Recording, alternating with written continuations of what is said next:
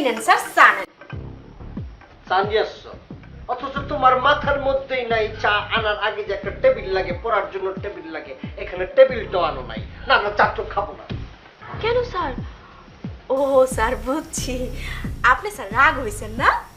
রাগ তো হইছি, রাগ হমু না। তুমি এই যে এইখানে তুমি কমন সেন্স বলতে তোমার কিছু আছে। চাটা নিয়ে আসছো, পড়বা, সামনে টেবিলটা নাই, টেবিলটা আনবা না আগে। এই কমন সেন্সটা তোমার নাই। আর বারবার এই সার সার সার সার বলতেছো কেন? হ্যাঁ, সার সারা তো শুনতে অত খারাপ লাগে, অথচ সারের কাজ যেটা করব সেটা করতেছো না। স্যার স্যার কমলে তো কি কমু, সার সার কমু। আপনি আমারে পড়াইতে আইছেন, অহন আপনি আমার স্যার। ওকে, আমি স্যার, ওকে, তোমার শিক্ষক, টিচার। হ্যাঁ, এখন পড়া শুরু করো। আরে আগে চাটা খায় নেন, তারপর পড়াশোনা। না, চা খাওয়ার এখন মুড নাই, যে কাজে আসছে সেটা করব, পরে খাবো। ওকে, তুমি এখন বইটই নিয়ে আসো, যাও। স্যার বইপত্র ছাড়া পড়ানো যায় না, ওই বইপত্র তো সেলফের ভিতরে ঢুইকা আছে, খুঁজতে অনেক সময় লাগবে।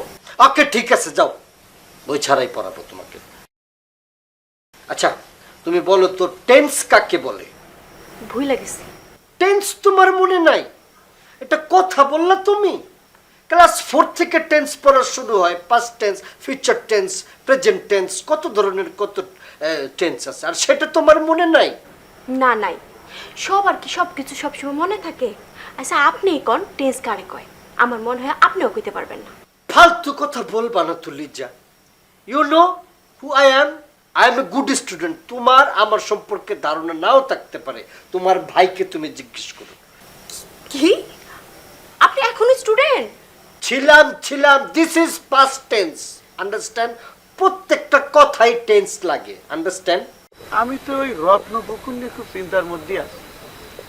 টাকা পয়সা তো আর কম ডালতেছি না, মোস্তফার কাছে পর্যন্ত গেছি, তাতে কোনো।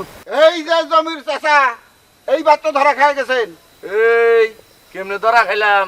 আরে তোর পাগল সাথে কি? এই খারান, আপনি কন্যা যে আপনি সাথে পাশে নাই, অহন তো দেখতেছি আপনি 10-14 মধ্যে আছেন।